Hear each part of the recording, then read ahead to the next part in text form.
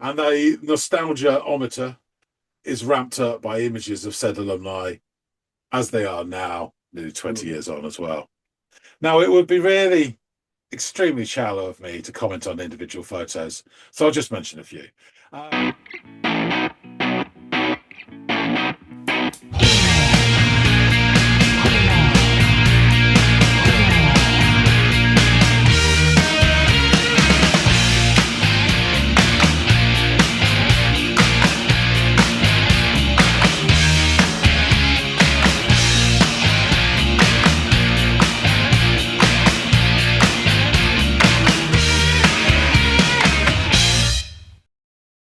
Hey, everybody, and welcome to another episode of That's Audiophiles. My name is John. His name is Andy. You spurn my natural emotions. You make me feel like dirt, and I'm hurt. And if I start a commotion, I run the risk of losing you. That's worse. More on that later. But first, what have you got for us to listen to today, Andy? I have a track by a band. The band, I know, revelatory, right? The band is the Connells. Are you familiar with the Connells? No, I do not believe not. There is an estate agent called Connells, which you would call real estate, I Yeah. guess. Yeah. And people say sell houses. And but a band, no, don't think Okay. so. All right. Well, the track by them that I would like you to check out is 74 through 75. That's at least how I call the song. It's, apostrophe 74 dash apostrophe 75 is the name of the track that I'd like you to go off and listen to by the Connells. So please do just that and then come back and give me your thoughts, bud. Well, then.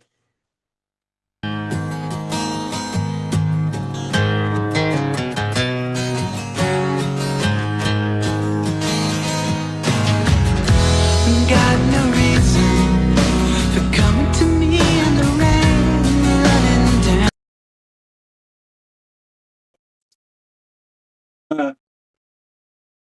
Joe, I don't think I've heard this since this came out. Would it be? Is the 90s definitely?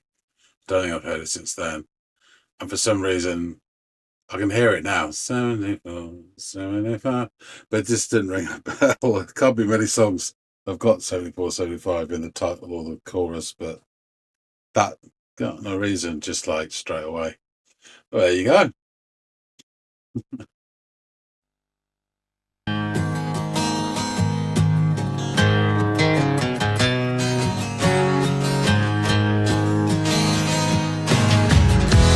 Got no reason for coming to me in the rain, running down. There's no reason.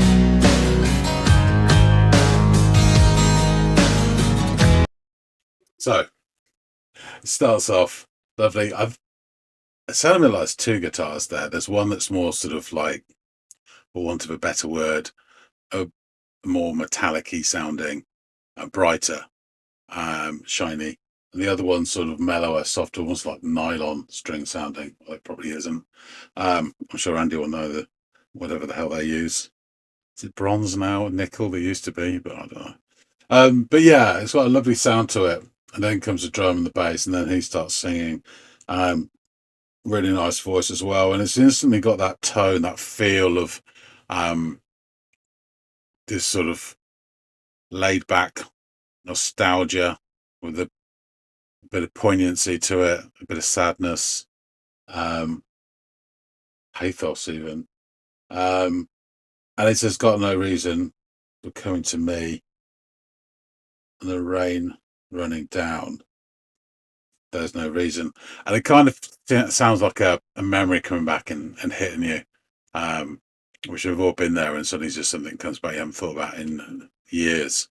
And it just suddenly hits.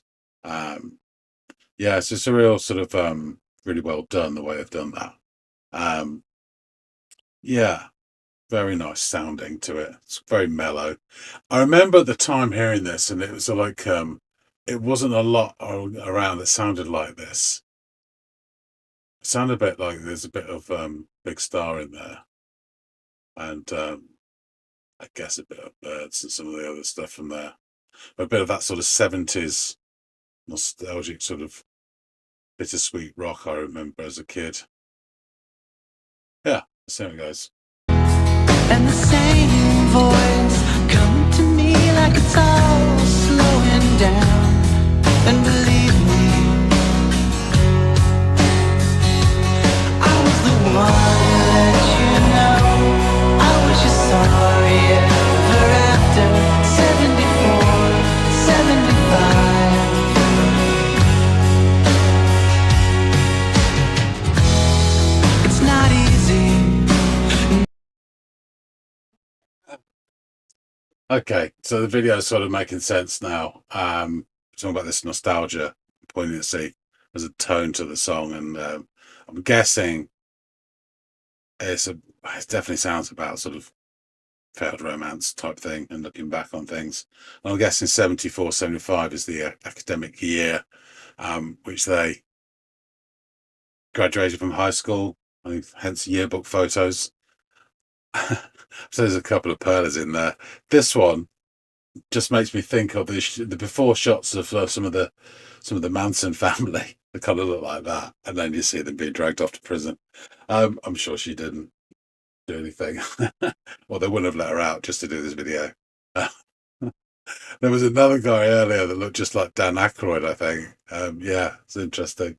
But yeah, so we get this nice chorus, and you get the sort of backing vocals that are sort of, vowel heavy, and it gives again a sort of like a little bit of solemnity to it, I guess. And there's you're supposed to get the chills from hearing it. Yeah, I was the one who was it let you know I was just sorry ever after. That was it, 74, 75. So it's starting to make a lot more sense now. And there were shots of 129 guidance. I guess that's like student guidance room. We don't really have that in this country. Detention, what we have.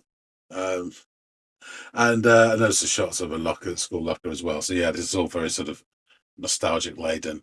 And then we're getting shots, I think, the ones from earlier. I don't think, well, initially I thought perhaps it's the band, but it's clearly not. It's just, perhaps it's their year, or it's definitely a year of school, and it's showing shots of their yearbook photos and then them as they are nearly 20 years on. Nothing to say 'cause it's already said. It's never easy.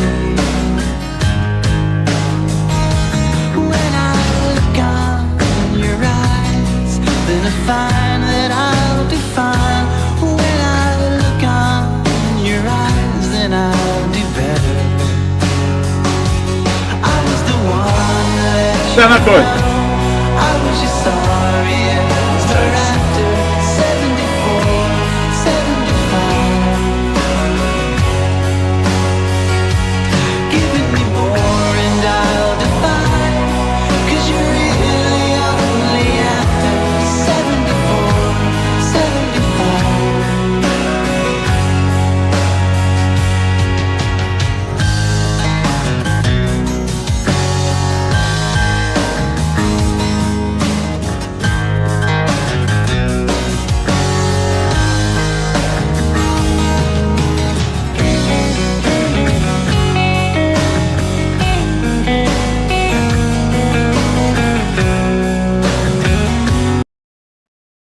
It's kind of like some sort of tropes in here that are very sort of 90s music videos. Sad Businessman is one of them. Yeah, it's very much of its time.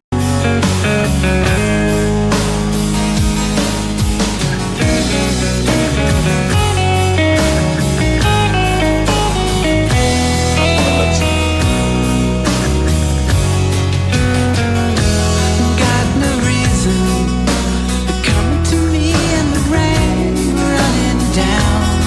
There's no reason. When I look on your eyes, then I find Ooh, that that's nice. I'll define. When I look on your eyes, then I'll do better. I was the one who let you know I was just sorry ever after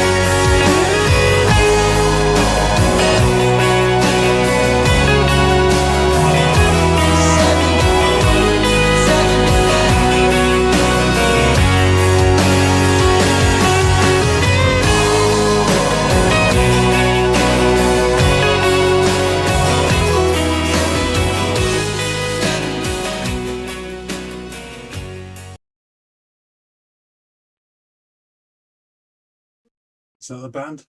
Must be the band. Stopped it bang on. There you go.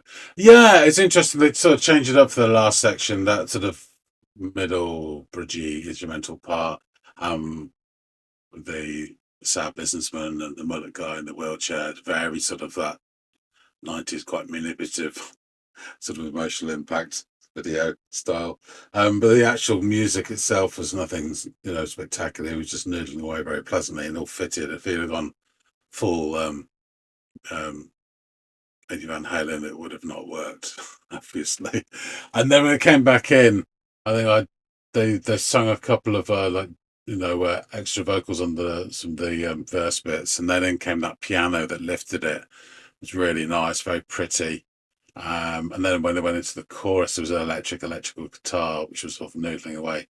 And again, it helped cut through it because in danger of becoming quite saccharine or schmaltzy at this point because it's just playing on the same sort of thing. Yeah, it's a decent song. It's nice. I know. I mean, Andy gets teared up over the Wonder Years, so this would be right in his bag. Yeah, more of an old cynic.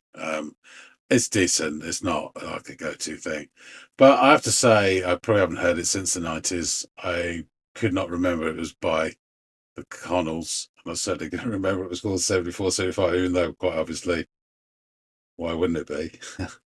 Well, I enjoyed listening to it again, though. It had a nice tone to it, and it really sort of that nostalgic bite.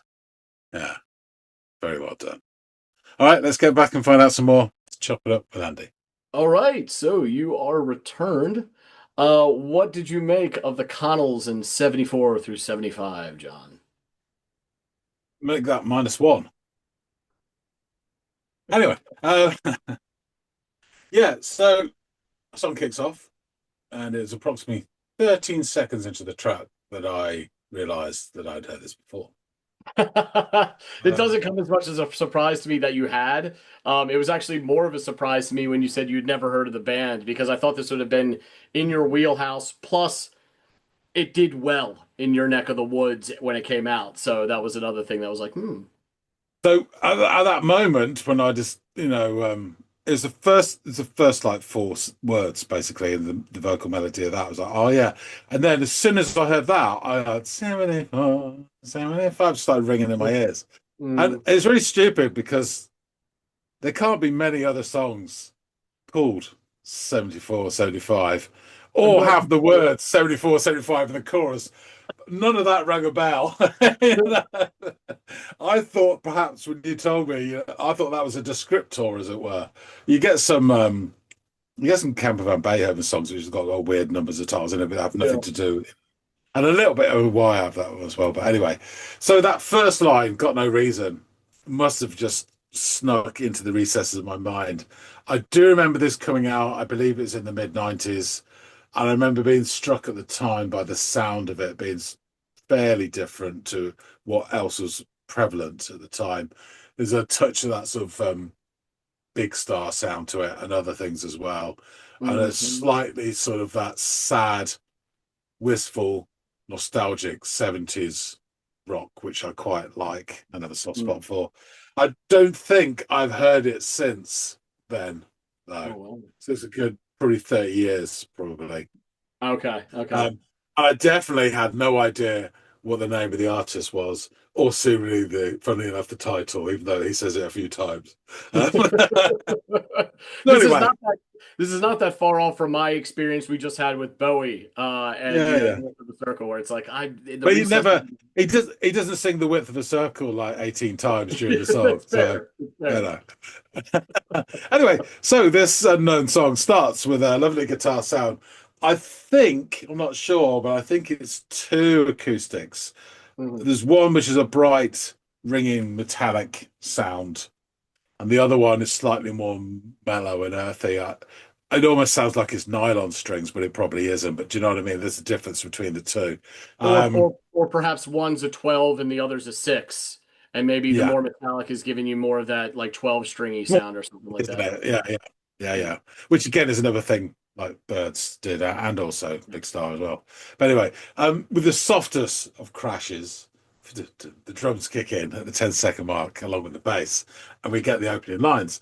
Got no reason, coming to me and the rain running down. There's no reason. And that opening line for me is really full of character, with his gentle delivery and the tone. It's a shorthand for nostalgia with a touch of pathos almost. It's like a memory hitting you out of nowhere, which, we have all experienced that sort of thing. Um, and it's really powerful when it does. So yeah, it just set the tone very quickly, and I was just sort of so kind of as I'm thinking about this, suddenly we arrive at a chorus, which is instantly familiar to me as well. Now, I was the one to let you know I was your sorry ever after 74, 75. So the backing vocals with their lower sort of vowel sounds give this a sense of poignancy and a touch of solemnity, I guess.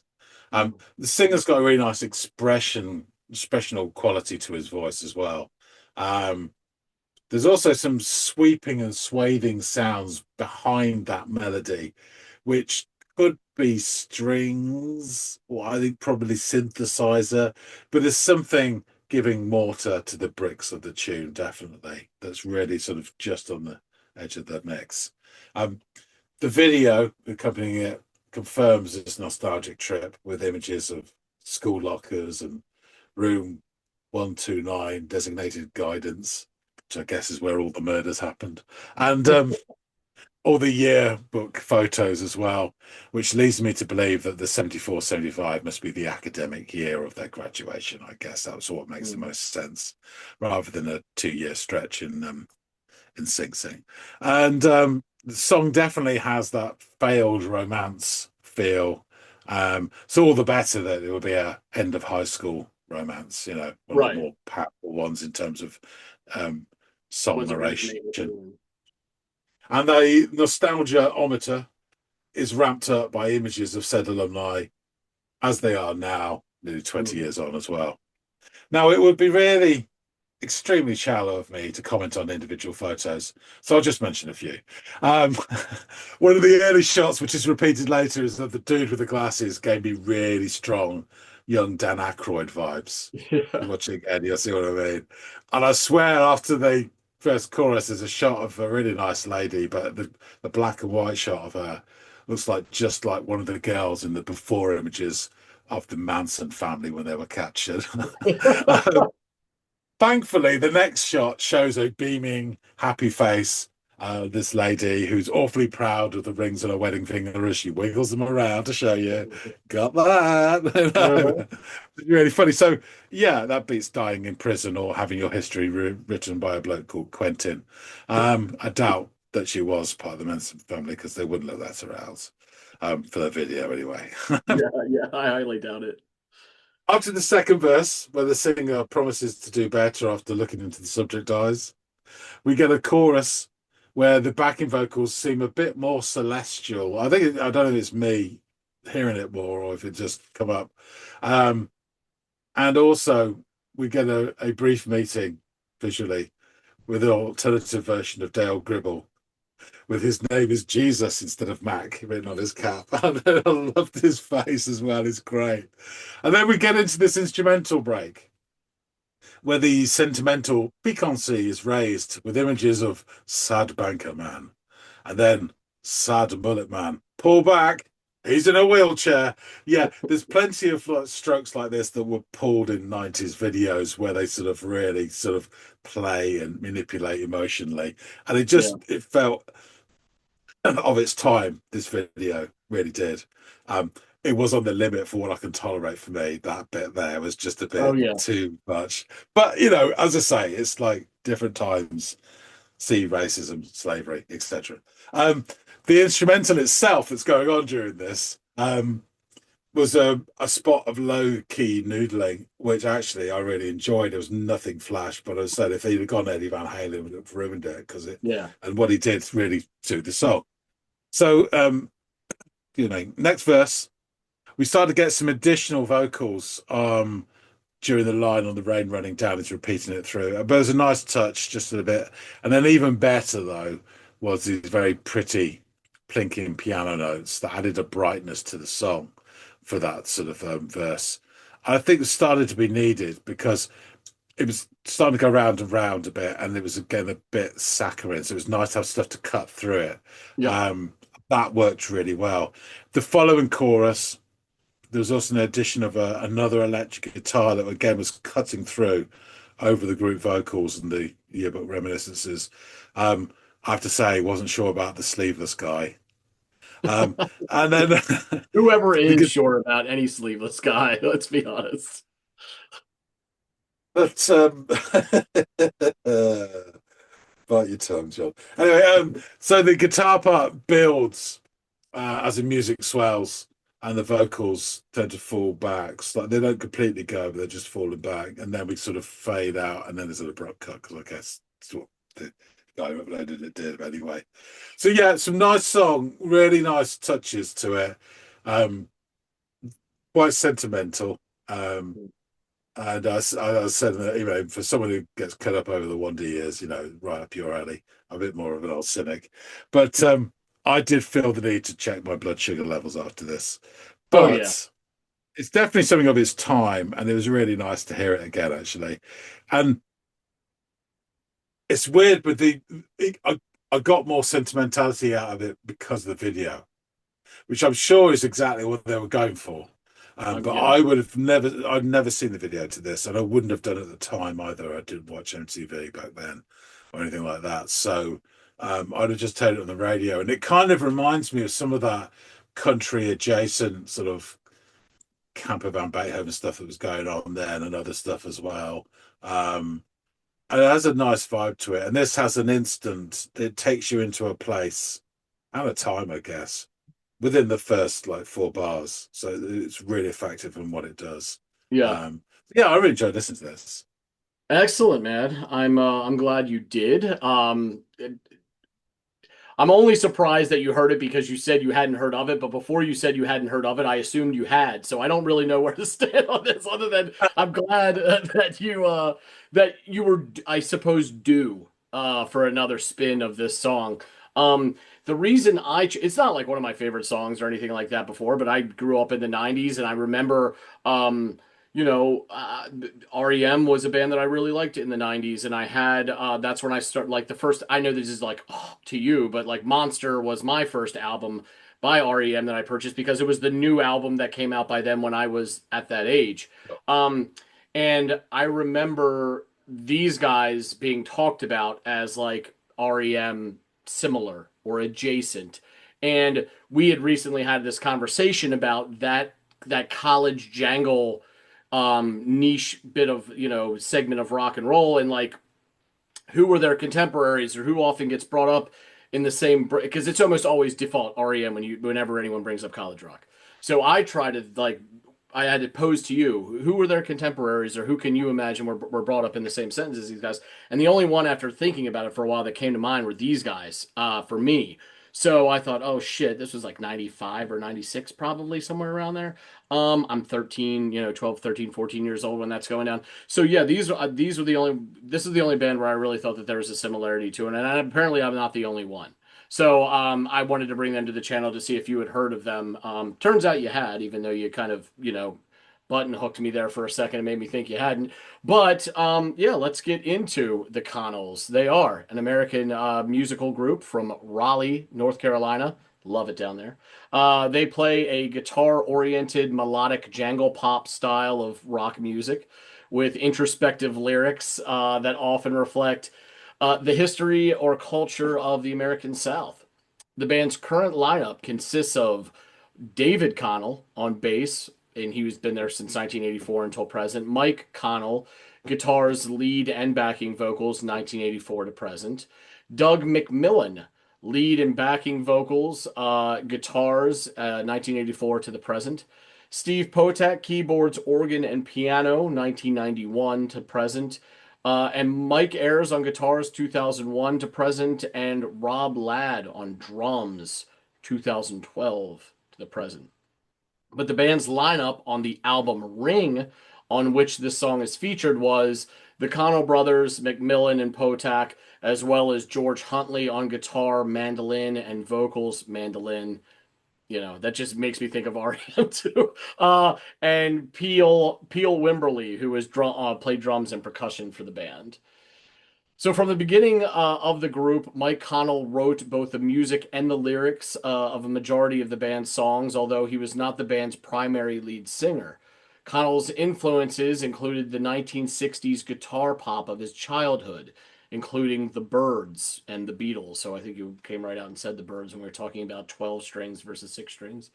Connell and other members of the band, the Connells, were also influenced by then contemporary British bands such as the Smiths and Echo and the Bunnymen. Another more idiosyncratic influence was the British progressive rock band Jethro Tull, whose song Living in the Past was covered by the Connells on 1995's New Boy EP. Like Peter Buck of REM and Johnny Marr of the Smiths, Connell and Huntley played Rickenbacker guitars for the first several years of the band's career, creating a jangly folk rock sound. After forming in 1984, the band would release their debut album Darker Days 1 year later on Elvis Costello's Demon Records in the UK and the band's own Black Park Records label here in the US, with slightly different track listings for each country's release. In addition to the title track, one of the most notable songs on the album was Hats Off, an attack on then President Ronald Reagan. During this period, videos for the songs Seven and Hats Off were aired on MTV's 120 Minutes program, which was, at that time sort of a cult classic among college students and things like that, right? So I think they knew who they were, whether it was the band or the label or the folks at MTV, somebody or some peoples knew who to cater this sound to. And they were right. They had their fingers on the pulse. After touring heavily behind Darker Days, the Connells re-entered the studio in 1986 and with producer Mitch Easter to record their second album, Boylan Heights. The decision to work with Easter continued to perpetuate the comparisons to REM. Although the band shopped Boylan Heights to various labels, the major record companies, including Columbia Records, which expressed some mild interest, eventually passed on it.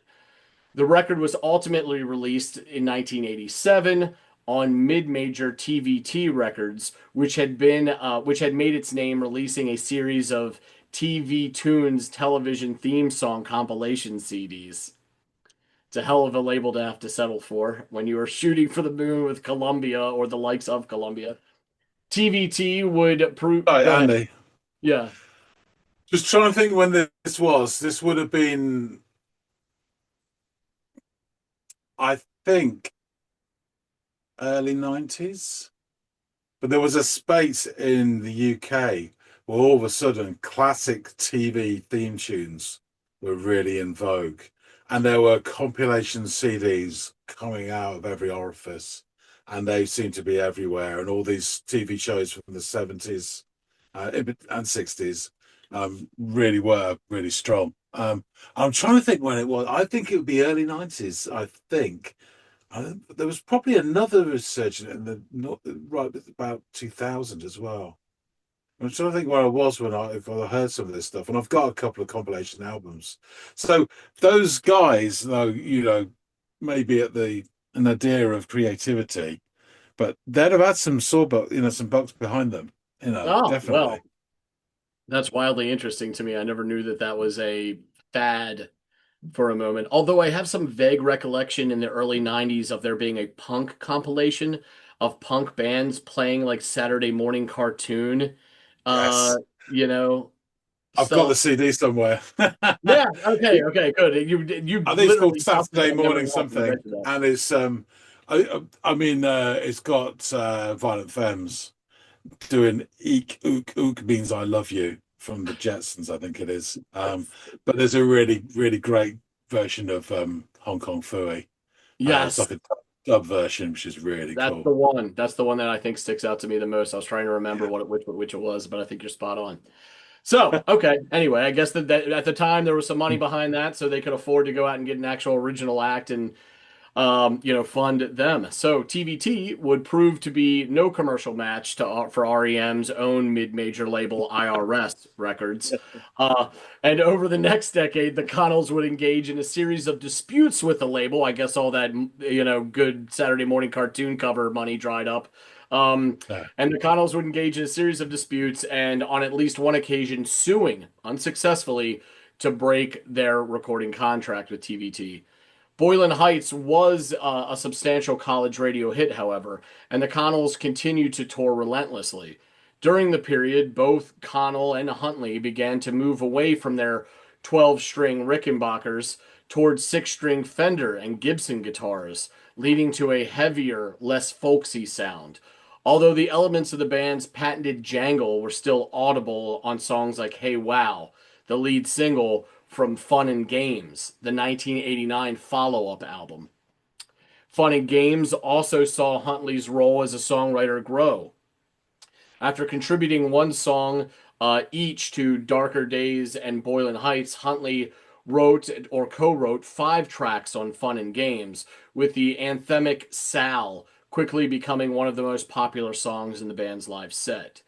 Fun and Games was quickly followed in 1990 by One Simple Word, which was recorded in Wales with UK producer Hugh Jones.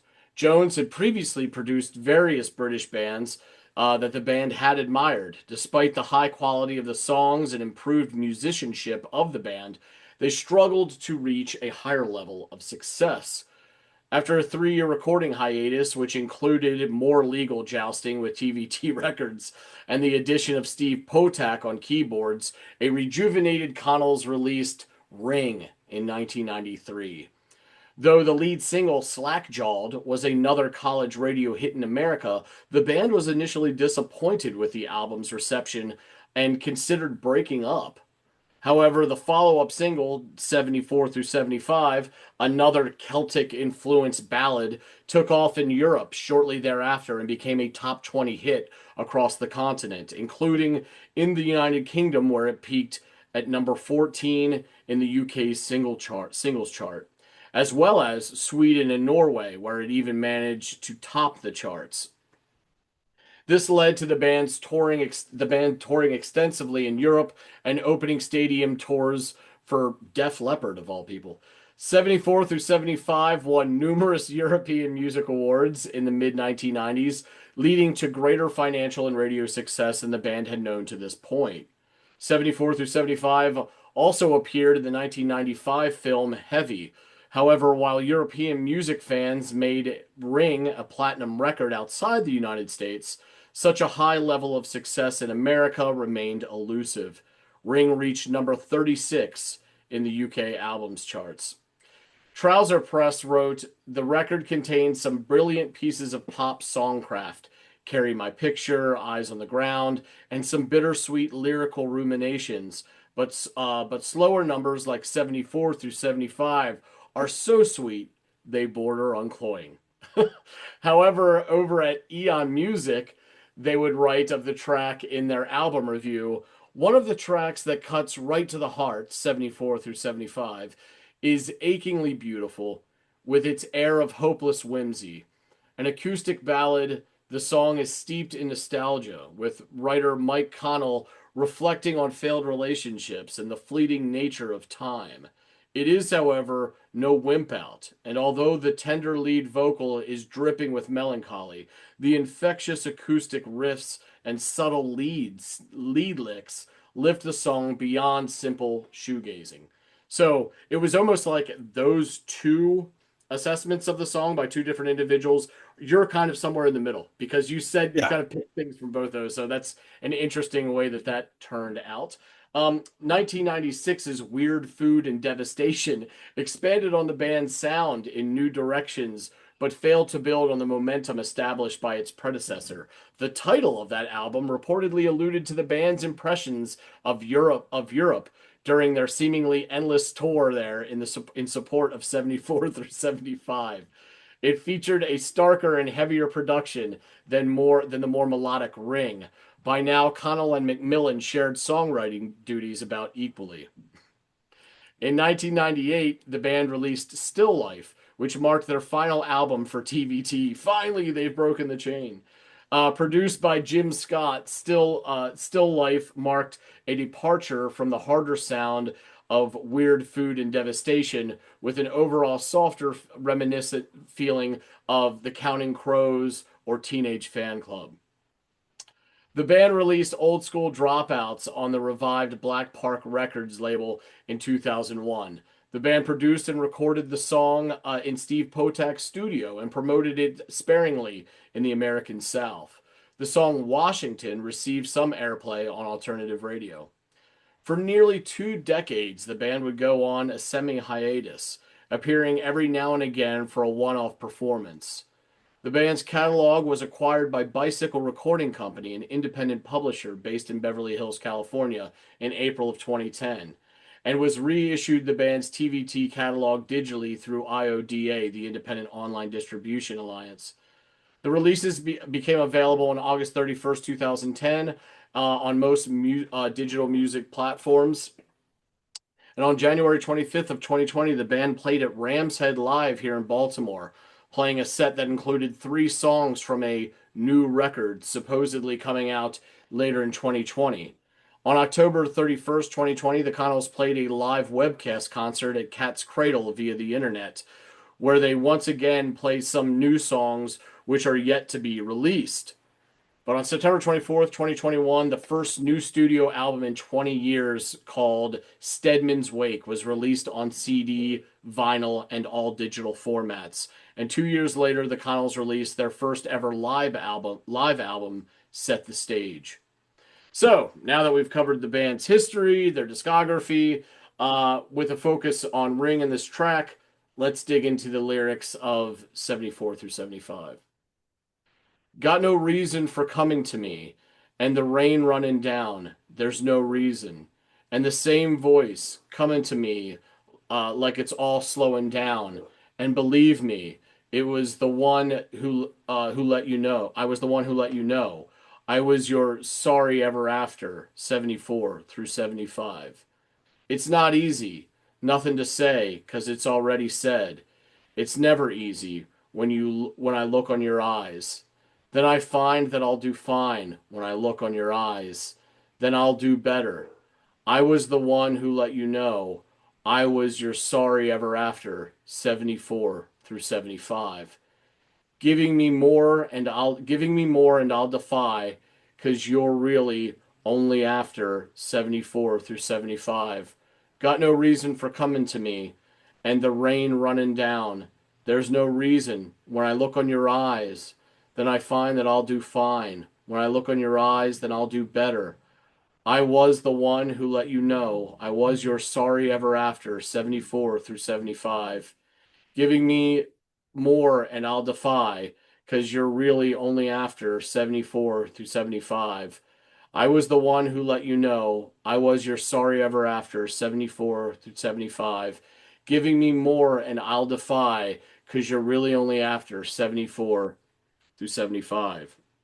So in an interview with Songwriting Magazine, Mike Connell discussed in detail the songwriting process for this track, and he said, I can't say that there is one thing that inspired this song's creation.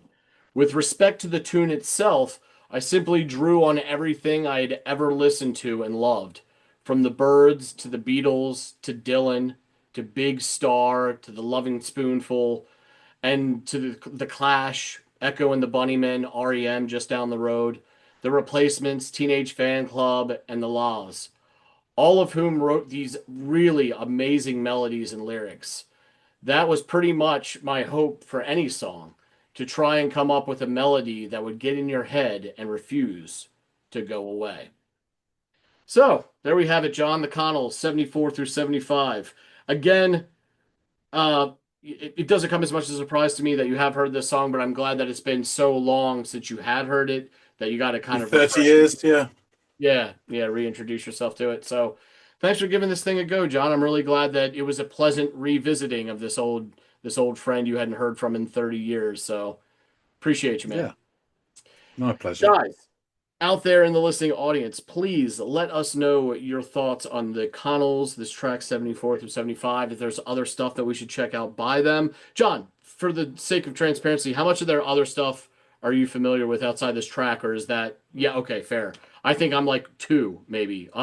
So if there's other stuff by these guys that we should check out, please feel free to shout it down in the comments field below. If I'm not mistaken, one of our lovely listeners recently within the last week or two had mentioned the Connells, and I was like, oh shit, they're already on my to-do list. But if you had a different track in mind by these guys when you were thinking of and writing of these fellas, please feel free to drop it down there and we'll add it to our list for a future Friday episode. I think it's worth definitely checking out more from these guys, especially given that we now realize this is the one track by both of that, but by them that we both know. Yeah, it would be nice to get some variation in here. So feel free to shout that out, or any other artist or track that you would like us to check out. We'll add it to the list as well.